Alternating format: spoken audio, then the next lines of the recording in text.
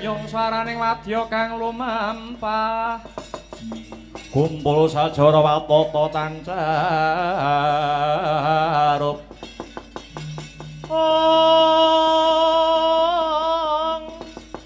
Deni Rama parna Ong dwaja minyumeng bending ungkung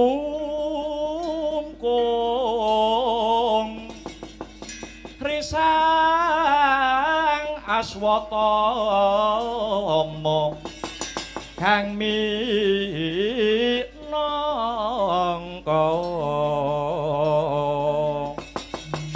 cucuk ing prawadya bala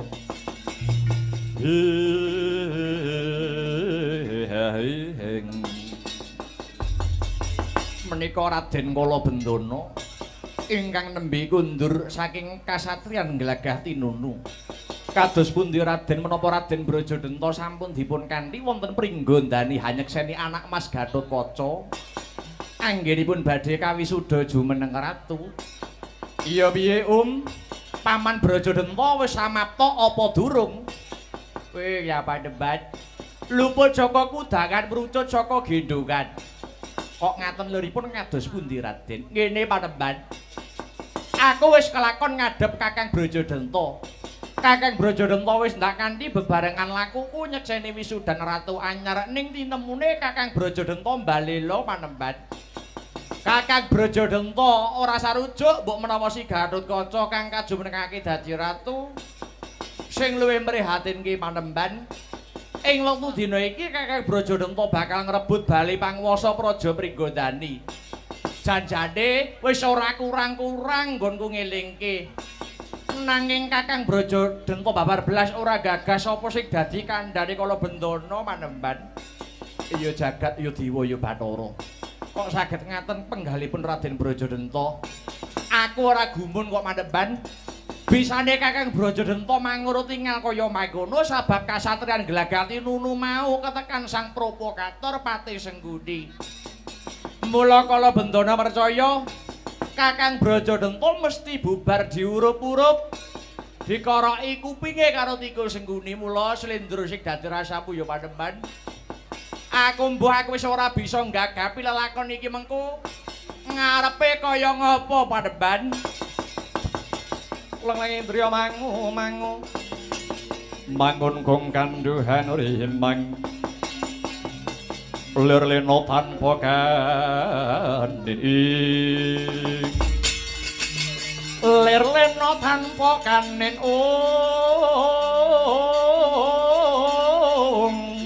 yen tambuluso yen tanduluso menggo sang diahutama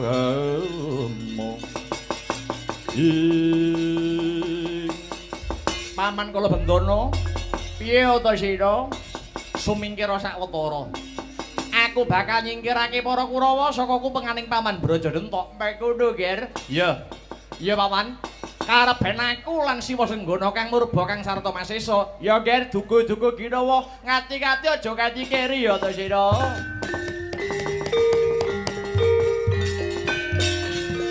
Handel gayung gegono risang Ramandaya mati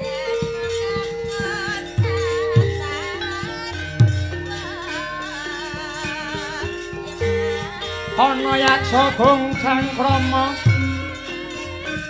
namane Welakata sini cecaki jroning arep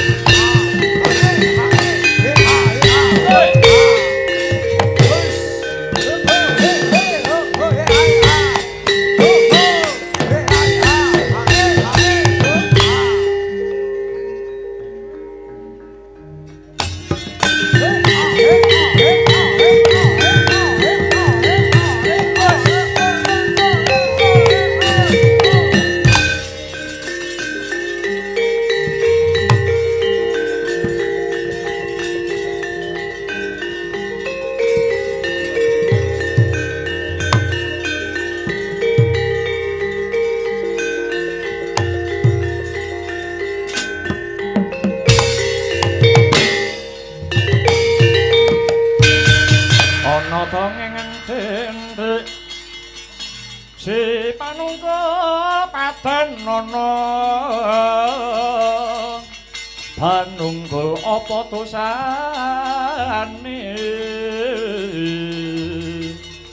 dosa ngunggul sasana aja tindak walat lah iya bener kandhanmu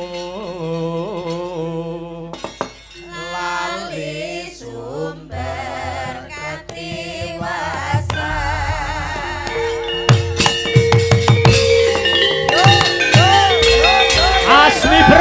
asmiber panonku pating kalebyur urung sanggon kungiat dalem wanara putih wanaka kusika seta utawa kethek kulise putih ora panglingan oman kuwi Karata Marmaya tenanangan mripatmu nggo barisan segelar sepapan tumbak manyarang aku jahat yang ngaran payu megar ke Jamur Barat sing golek arep golek apa golek buron laronku ora ana kidang menjangan kang liwat ana kene tutup bangsane kewan lah banjur kala bendana ndi menungsani aku goleki kala bendana sing dadi buron laroning Karata Marma yen wis ketemu kon nyembah delap tugele gulune apa dosa kang sarta kaluputan ning kala bandana kala bendana tulisan digendong selupute dindit lani bebela karo Gatotkaca sing ora duwe hak wewenang Praja Pringgondani sing dadi ratu kudu ratane Praja Renta ora Gatotkaca Karata Marma piye kowe sak koramamu kuwi wong-wong Kurawa ora duweni urusan karo Praja Pringgondani prayoga mulya bali ana negara Ngastina timbang tak babati barisanmu edan wani karo aku sing tak wedeni apamu maju kepara ngarsa legane atiku yen pancen kuwi wis bosen urip jeleh nyawang soroting srengenge jeleh ngemut legine gulu Karata Marma menang musuh Anoman iki ndek kapan aku pengen roh dalange sapa tanggapane ning ndi tanggapane pira Karata Marma kok menang musuh Anoman iya ya ayo ning sumpahe prajurit piye ora bakal mundur yang durung dadi pakan gagak badange bagus oe lekan golek momongan punuk golek pacan merangi tatel ngrajawu gedhemu cilik dur mundhek kupat kapita karo buntut tapen kejero manuk branjangan tengkang kandeling kulitmu jemenggling sudoanmu yen pancen wis sekti tanpa ajim teguh tanpa meguru wateken aji-ajimu tumpang tetep ya karo maksane wis cotakon dosa Anoman oh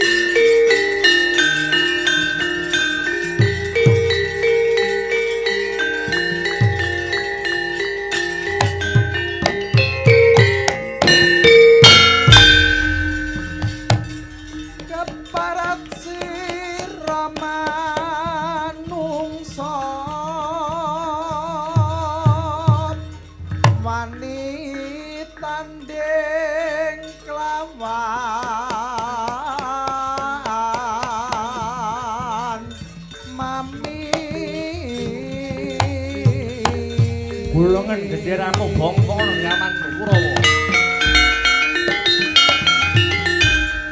Iki satriya lip nuwe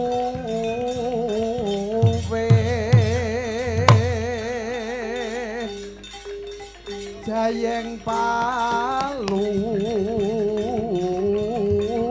ora tumbul ning Jayajatra kang bakal magut ana bubu.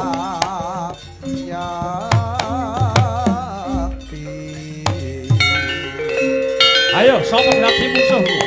Apa sira ayo ngono? Apa siratan Musuh Jayajatra kelakon dadi pengewan-ewan kowe Antasena. Jogitong sak pirang dina latini. Sing alena prapteng lapo Pranyata sugih kendel bondolan iki. katokno budinira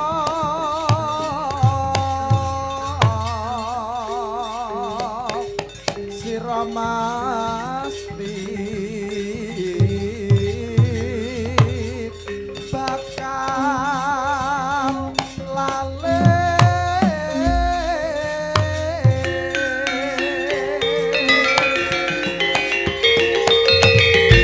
Satus bareng ambyus 1000 bareng maju. Satriya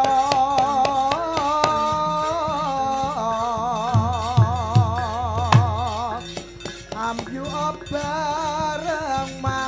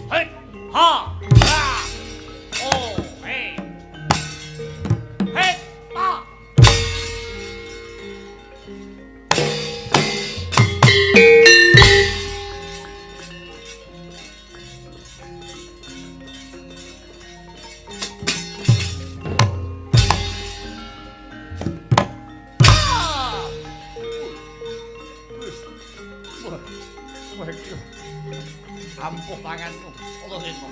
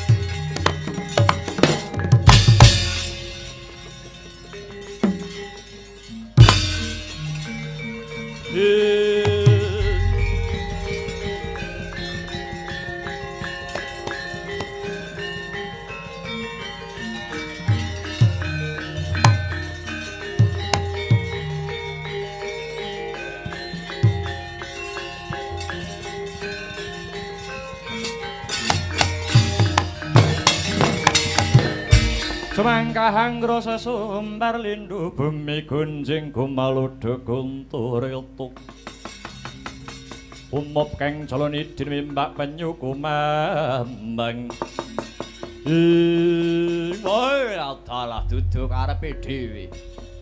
Tinggal gelanggang colong playu Anoman karo Antasena. Bareng Brajadenta kang magut ana Rananggana. Gatotkaca, mudhana lehmu dadi ratu. Mudhana dadi lehmu dadi ratu ana Pringgandani. Ratune kudu Brajadenta, dudu Gatotkaca.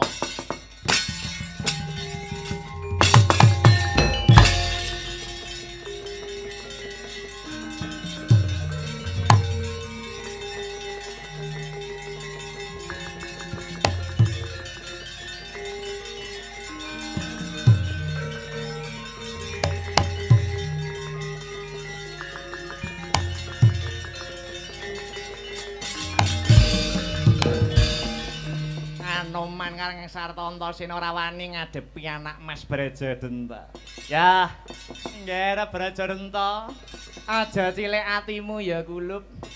Pamanmu Sengkuni sing ana mburimu tak dombani saka mburi nggih ra patenana Gatotkaca sak pendawane.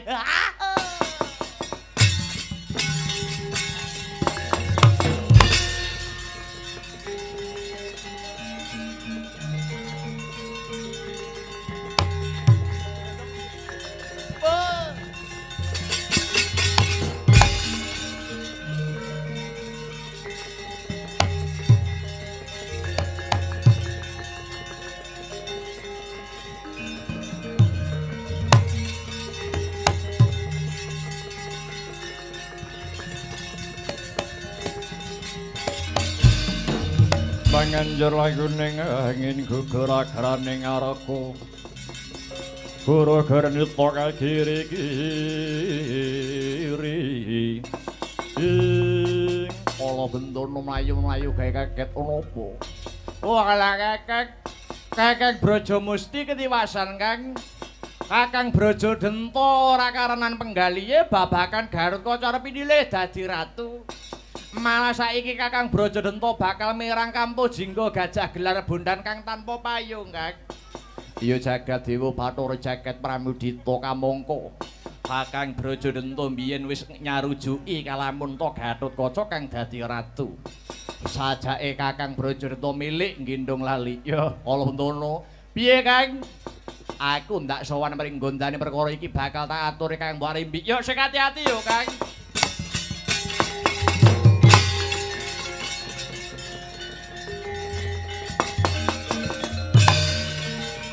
ora mikir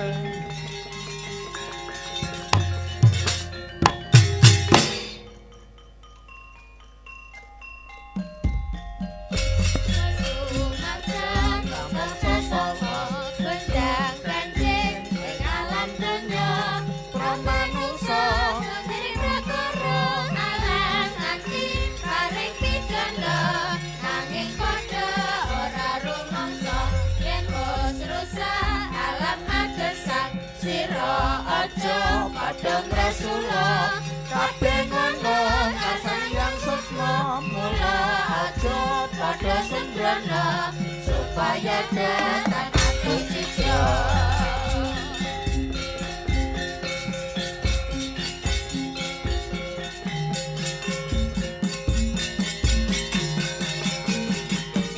Gara-gara hamenangi jaman kala kinantang akeh manungsa sing kumrangsang mula kahanan pindha kabranang.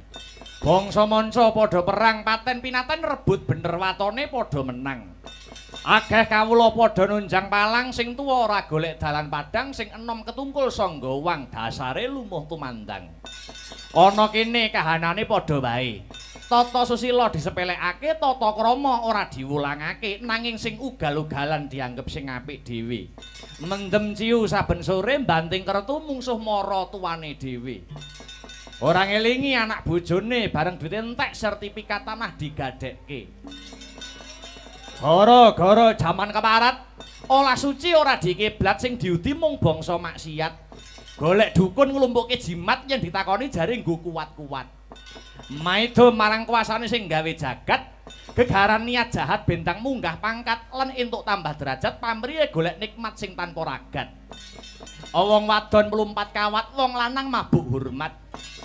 Wolak-walik ing jaman ngancik gara-gara jaman anyar. Manah susah dadi bingar, pikir ruwet dadi lejar. Ketitik wayang Purwa saya ngrembaka. Ora keri kanca niaga padha urip mulya. Awak waras rejeki ndrebala, watone aja dienggo kertu 5. Sapa sing isih nekat tak pujekke nyemplungon neraka. Dalang-dalang semono uga. Para dalang laris mayang nyambut gawe sila tumpang suluk cerita ngobahke wayang. Yen awan turu yen bengi ngumyang. Kumpul wong wedok arang-arang ewadene anake ya pirang-pirang. Sing tuwa patut ditiru, sing nom sregep sinau, pemimpin jujur, rakyat bersatu, dirgaya suwa nganjukku medal repat prokawan kaditirta kencana.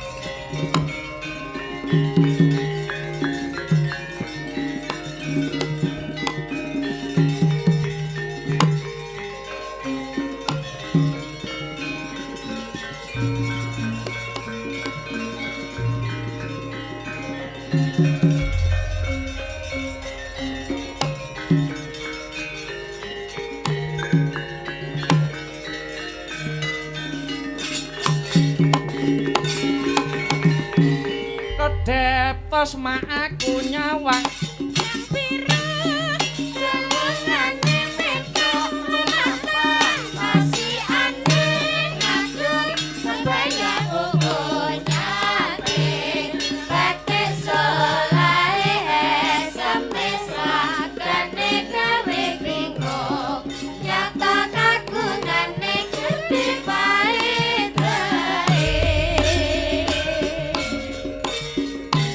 Oh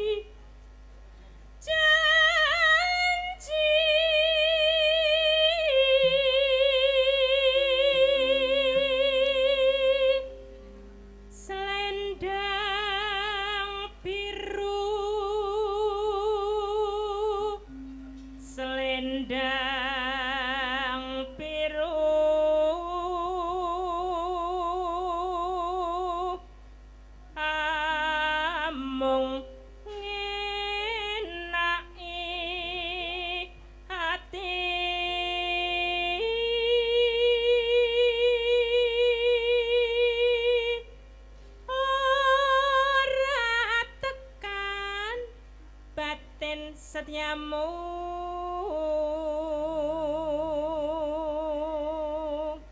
Ya. Selendang biru.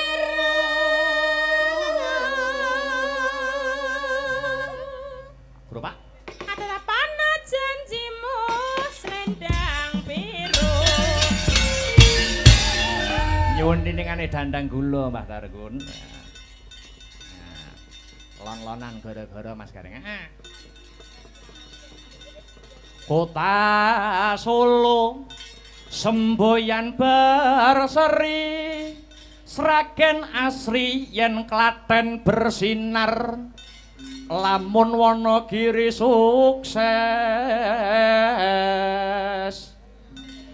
Boyolali tersenyum Karang Anyar tentram yekti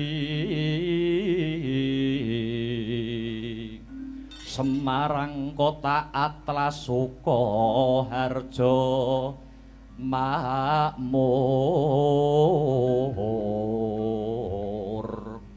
bersemi iku ngrobokan lamun nganjuk sembuyane kota angin simponi Ponorogo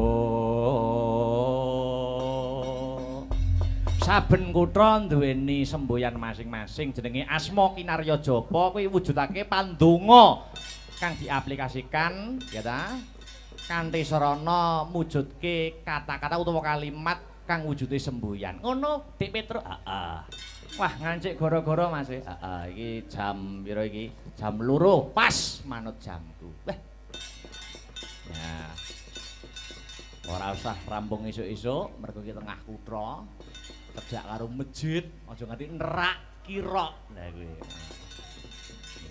apa tahu mbiyen ya sing lontolan dhisik mengko langgam terus bangsa gedabikan mengko ya pelak aku kepengin Mbak Sri Wahyuni Pesek ngaturke uler kambang dhisik ora ketang sak uler kambang ning pelok oke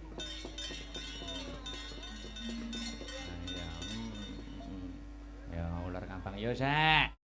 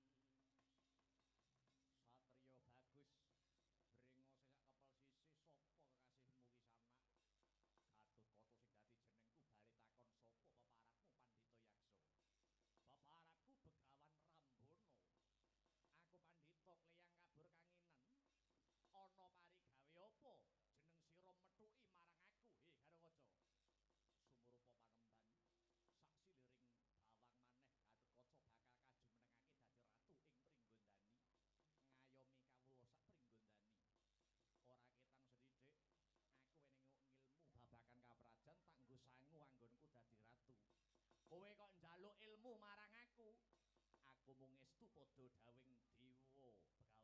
Ya. Bakal tak wenehi nanging luwih dhisik tak teter kadigdayanmu. Gatotkaca ora mundur sangkah. Bagus.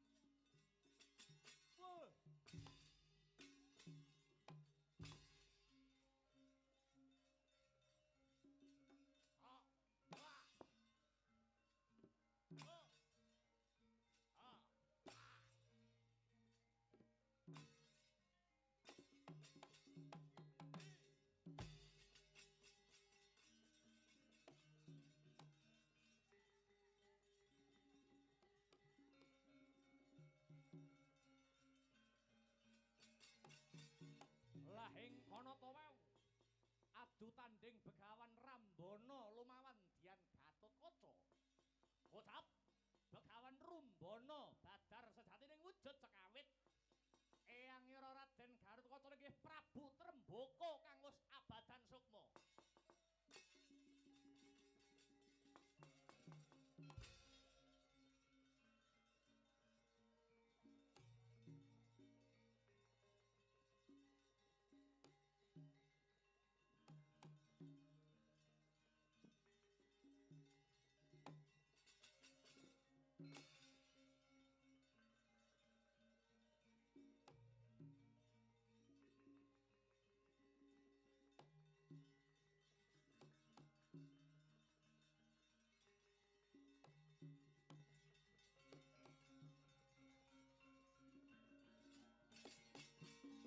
Duh kula putraning sun sira iku wis wanci pisah lan jenenge wang ing tinemenipun Kanjeng Hyang Prabu Trembaka ingkang Hanjilma Pandhita Yaksa. Ngene ya kula pun eyang banget bombong krana sira pinilih dadi ratu ana pringgondani. Kabeh iki jumbuh kelawan idam-idamanku kula. Kang wayah namung nyuwun pangestu dhateng Kanjeng Eyang. Keparenga Gatotkaca nyuwun kawruh kaprajan minangka gegebengan kula Kanjeng Eyang. Ngene ya nggir. Wong dadi ratu kuwi kudu nindakake 12 bab. 1 teguh kelawan agamane. 2 nggatekake kebutuhane kawula kanthi srana mbrasta papa lan cintrakane kawula.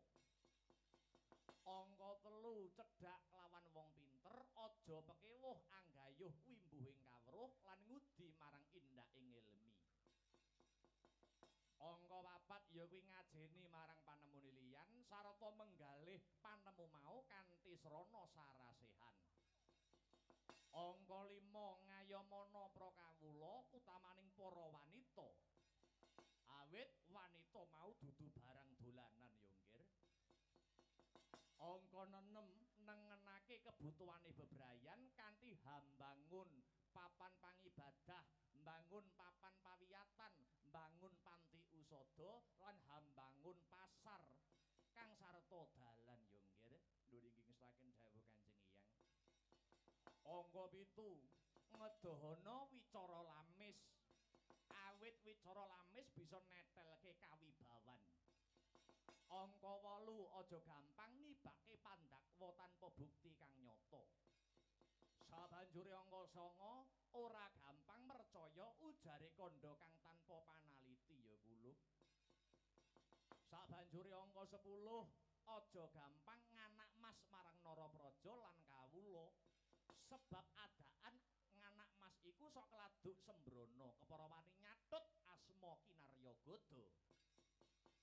Angka 11 aja dak siya marang sapadha, hukum kelawan ganjar kudu lumaku padha. Angka 12 kulina ngunjara nafsu kang kurang prayoga, seneng atapa demena prihatin ngedohi marang watak Dursila ya kulup. Lho inggih Kanjeng Eyang trawaca pangandika paduka badhe kula estakaken. Gandeng pun Eyang wis marem ketemu kelawan sira Gatotkaca. Uga wis nggethok tularke kawruhku marang sira. Enggal baliyana pringgondane selak dianti-anti kelawan para pebunden. Pun Eyang nyuwun pamit iringen kanthi donga kang kandhas ing batinmu. Kanthi maca umul kitab kareben gangsar anggonipun Eyang ngadhep marang Gusti ya kulup. Ngestakaken dawuh Kanjeng Eyang.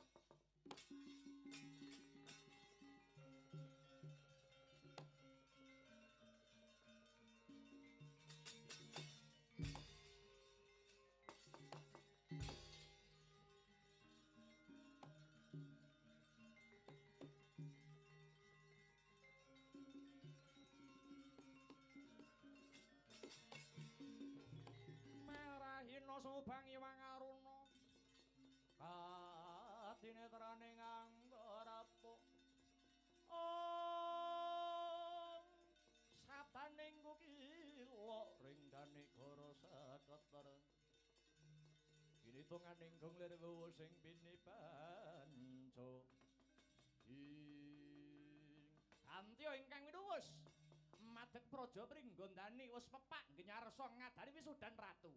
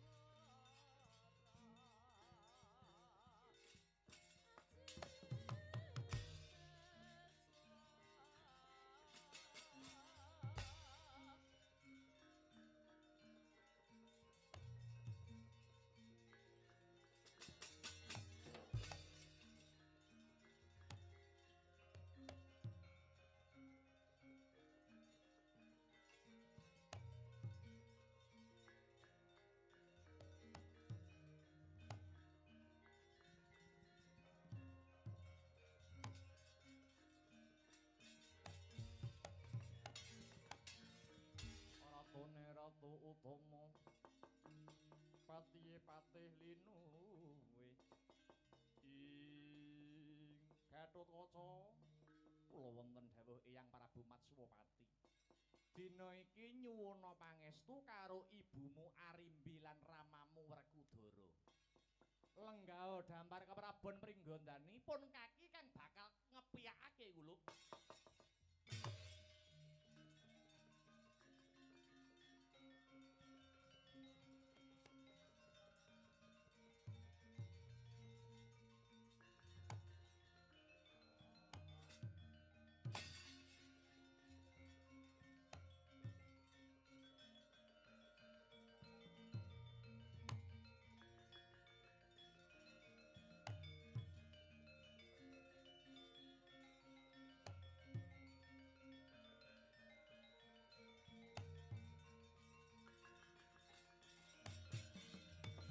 Sakwise Gatotkaca lenggah ana damar keprabon pringgondani dina iki pun kaki kang bakal netepake lan ngepiyake wis sawetara suwe Pringgondani kumplang pasewakane lah dina iki wis ana kang minangka dadi pepayunge para kawula dasih. Pemimpin nom-noman ya isih trah Pringgondani. Tak tepake ing dina iki Nalendra Pringgondani jejuluk Prabu Anom Gatotkaca. Ya.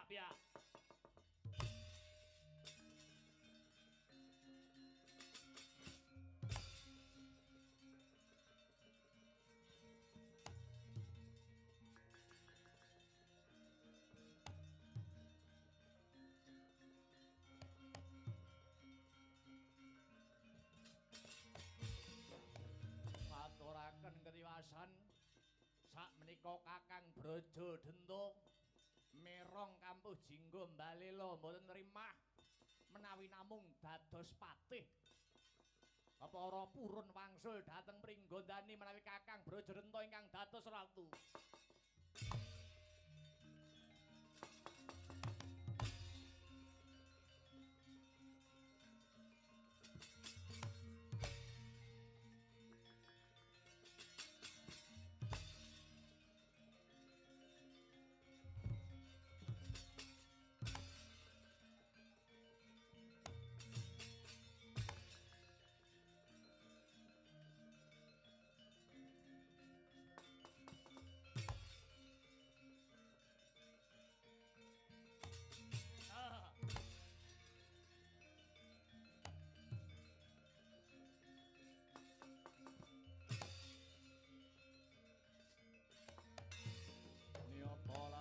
Saking Kutha Sakura kula yen atana mutusa sang Sri ing punika Kakang Mbok Arimbi ingkang merepeki kula. Ya Brajadenta. Mulane aku methuki Brajadenta mapan ana alun-alun. Amarga selak ora kuwat nggonku ngrungokake palapore Braja Musti. Apa bener kalamun Brajadenta ora narimakake yen to anakku Gatotkaca kajumenengake ratu? Lagar kaluhuran Kakang Mbok. Kula mboten nrimah menawi namung kadhapuk dados pepatih wonten Pringgondani. Brajadenta. Kok becik timen makar timu. Wingi-wingi kowe ewuh apa? Bareng iki wis wisudan lah kok dadak ana babak hanglayane jujul Hanusuli. Kurang apa anggonku padha momong sedulur Brajadenta. Aku ngrumangsani sedulur metu wadon ora majibi tumrap kalungguhan Pringgondani. Mongko kowe biyen ya wis tak kongkon nyekel peperintahan terus ke swargi Kakang Arimbo. Ning wangsulanmu jare kowe ora kuwagang dadi ratu. Malah saka penjalukmu dhewe supaya tetuka sing kadhapuk dadi ratu. Bareng kabeh wis sarujuk, kowe saiki malah mbalela mentahne rembug sing wis maton. Luwih-luwih Braja Musti palapore padha dimirengke para sepuh. Kaya ngapa semrepeting panonku mergo ngempet rasa isinku. Para sepuh sing ora ngerti sejarahe dikira aku jarah rayah palungguhan Pringgondani Brajadenta. Kakang Mbok ora perlu isin. Kowe ora perlu isin. Pancen nyatane ya ngono kuwi. Kowe wis sekuton karo wong-wong Pandhawa ngrebut pangwasa Pringgondani saka tanganku. Ya ngono apa ora? Mung merga kowe ngeboti anakmu dhewe nganti mentala nempuh dalan sing ora bener. Mula saka kuwi, Mbak Yu Arimbi ora usah dadak nganggo tembung isin. Akonono wae. Senadyan ayu rupamu ning ati buta tobat.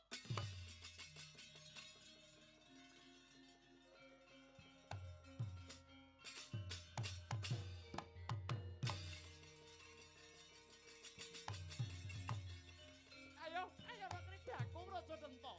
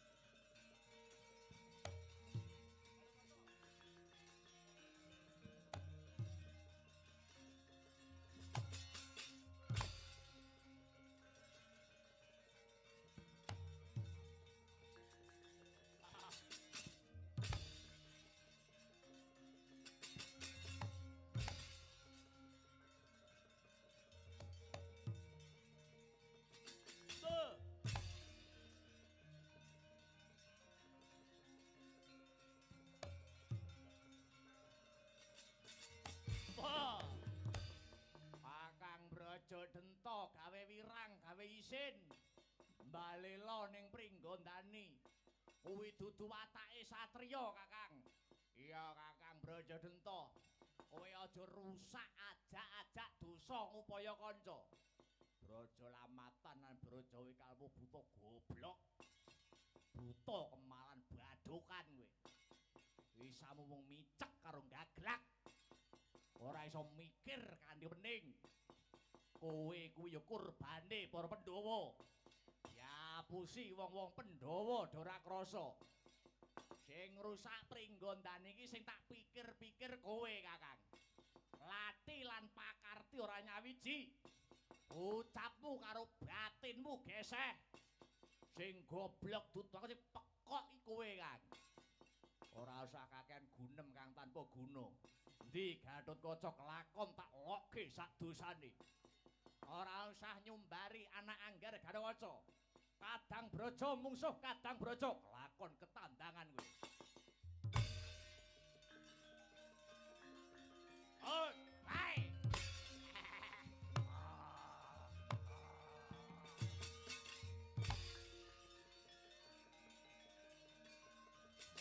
Oh.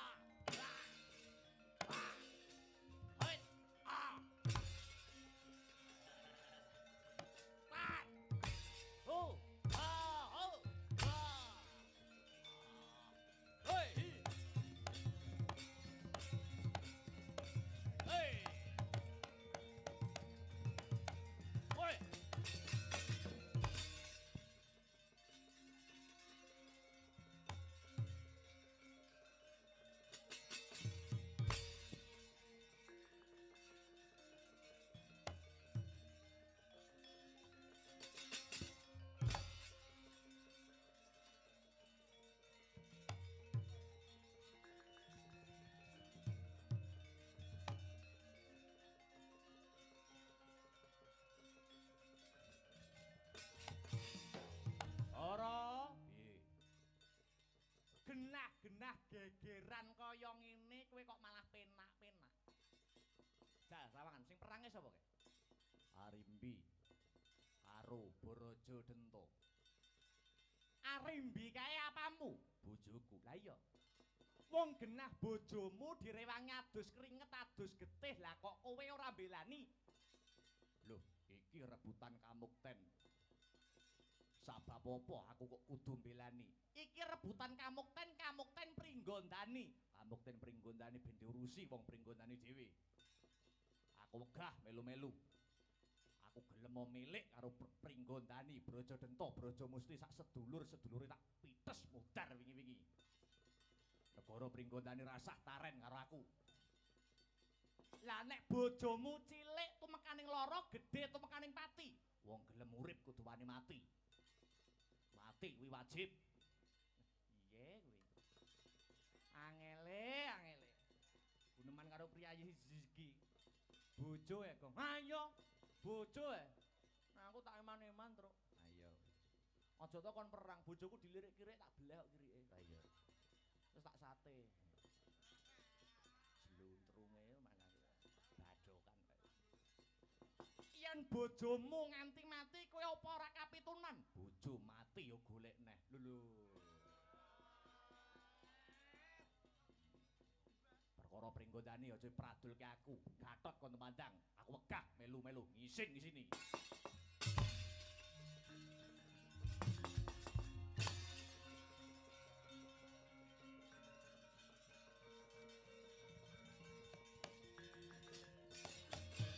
Petro dalem.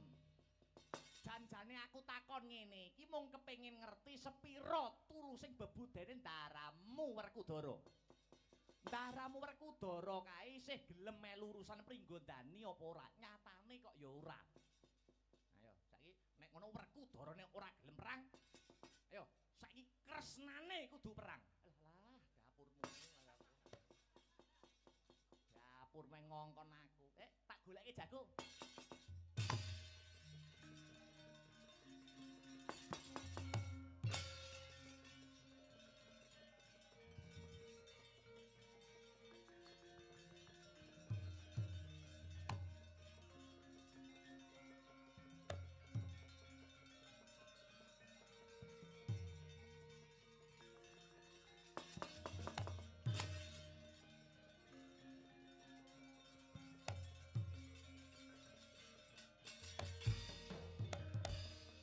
Jebul dadi ratu iki penak ya.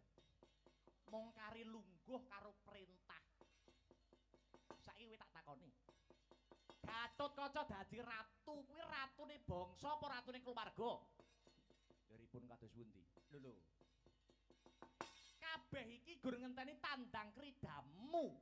Sing iso ngrampung perkara iki gur kowe. Lah wong kowe ngerti kahanan kaya mengkene kok meneng wae. Ibumu arimbi nganti perang gegempuran Gatotkaca elinga.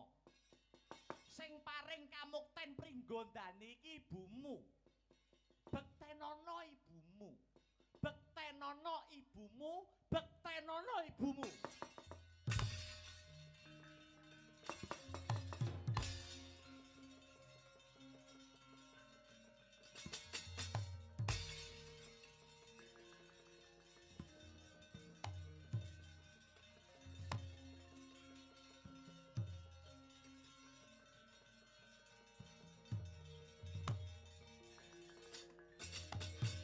Karetaning satriya linuwih kang maradi mring Gautaman ing Paman Brajadanta paduka paman ampun ngantos dameling sem menawi paduka milik palungguhan pringgondani monggo sak mangke pringgondani sak wetahipun kula borongaken Paman Brajadanta.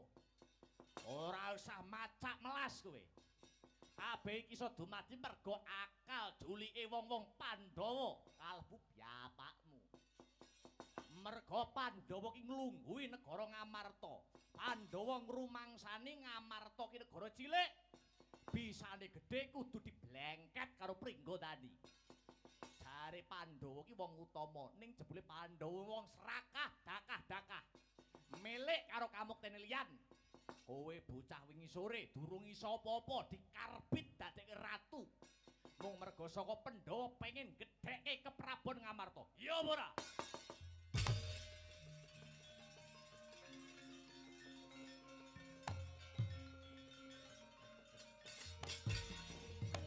Enak iki meneh mengucap. Ora watak bepunden Pandhawa edan marang kelungguhan. Kanjeng Rama golek kamukten dhewe direwangi babat alas. Paman Brajadanta, kowe mblenjani janjimu mbiyen.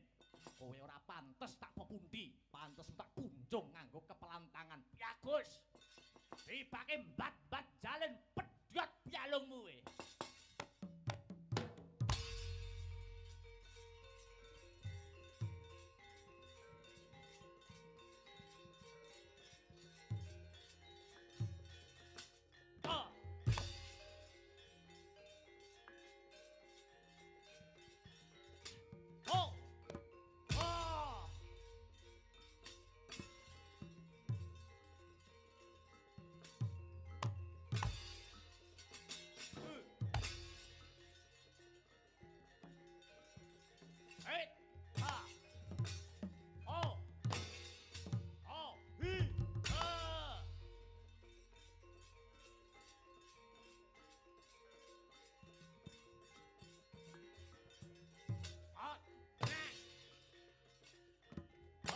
Ayo, sing seru.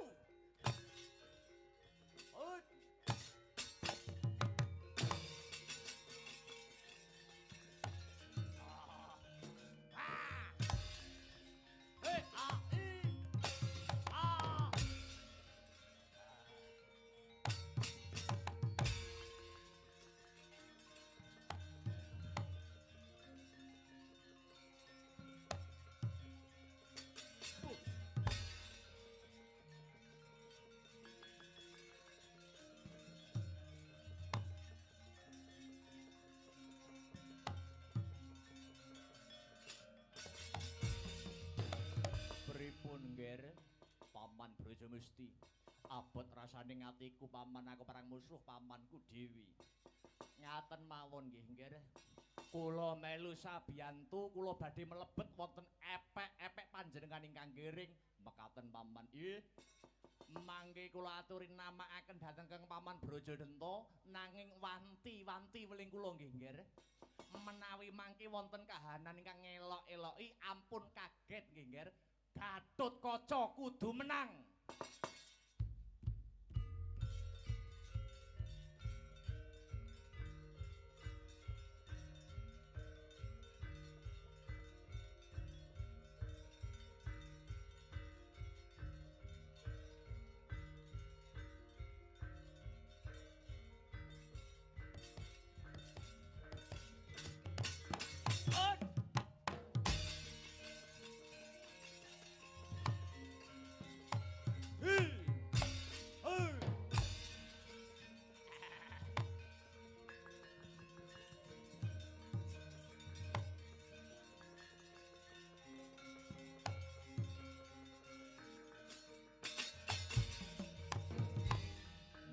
Brajadenta.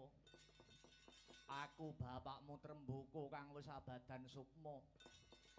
Kudune aku wis mesem guyu ana swarga amarga wis nyekseni Gatotkaca jumeneng ratu. Ning bareng nyumurupi polahe Brajadenta kang kaya mangkono tetela nyandet-nyandeti nggonipun Rama manjing swarga langgeng. Brajadenta kowe lali karo ucapmu yen kowe tetep uguh bakal mbalela kepengin dadi ratu. Padha karo kowe nyengkake bapakmu iku mlebu ning neraka jahanam Brajadenta.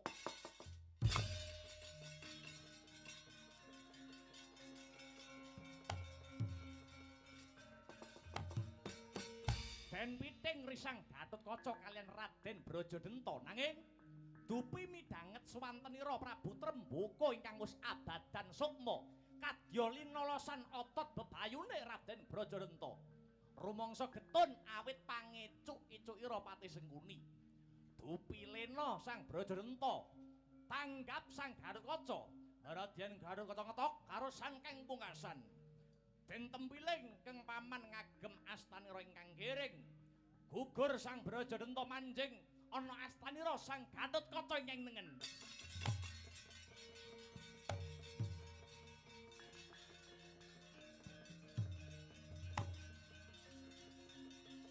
Waduh, Kanjeng Rama. Hoi! Wah! Wah!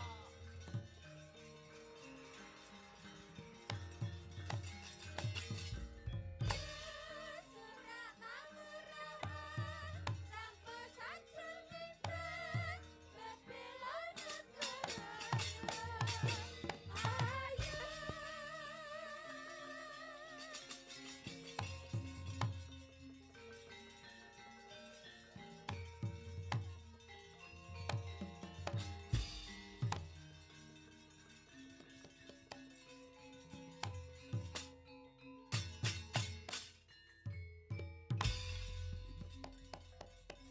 Gatotkaca aja kaget ngrasanira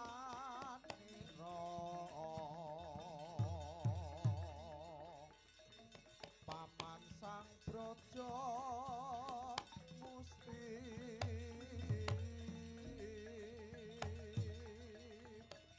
Paman Brajadenta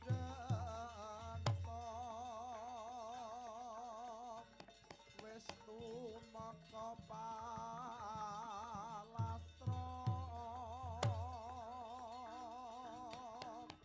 bakal manjing dadi siji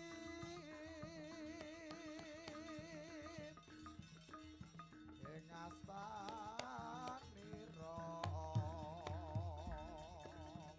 kinarya ajib haji.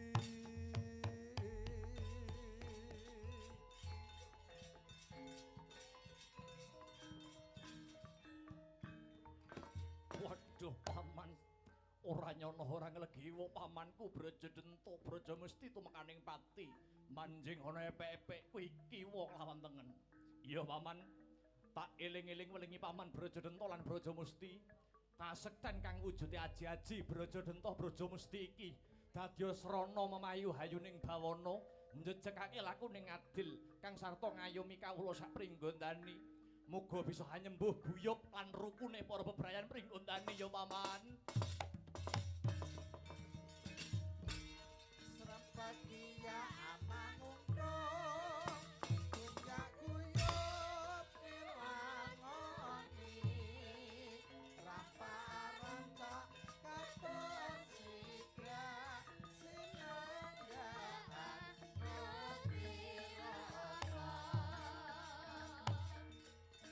Pakia amanguntung Puncak guyub milangoni Lampa aranda katon sigra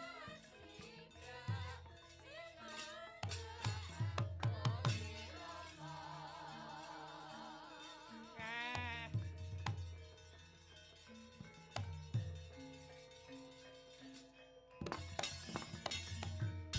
Iki Brajalamatan. Aku Patih Sengkuni. Brajalamatan. Kudune kowe ora trima kakangmu Brajadenta mati. Jal saiki pikiren wong sak pringgondani iki sing mateni wong-wongane Pandhawa kabeh. Bapakmu Tremboko biyen sing mateni Pandu, bapake Pandhawa. Kakangmu Arimba sing mateni Werkudara. Lah kok saiki kakangmu Brajadenta dipateni karo anake Werkudara. Cetha yen Pandhawa kuwi arep ngrusak pringgondani saka njero. Weh lah dalah iki penyakite sing marake rusak.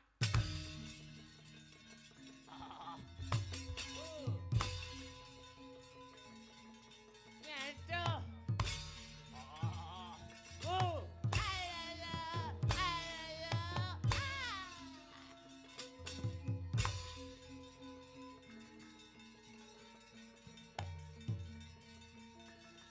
Hey, ha, ho, ho, hi, ah, ho, hoi, ah, ah.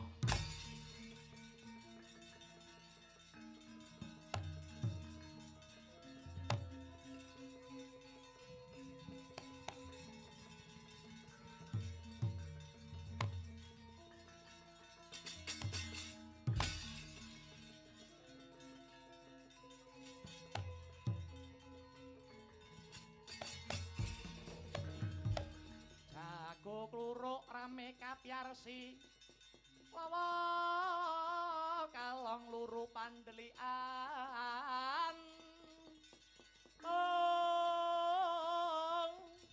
Jreh kawanan ing semune. Wetan bangsulaipun mratandani. Yen wis bangun enjing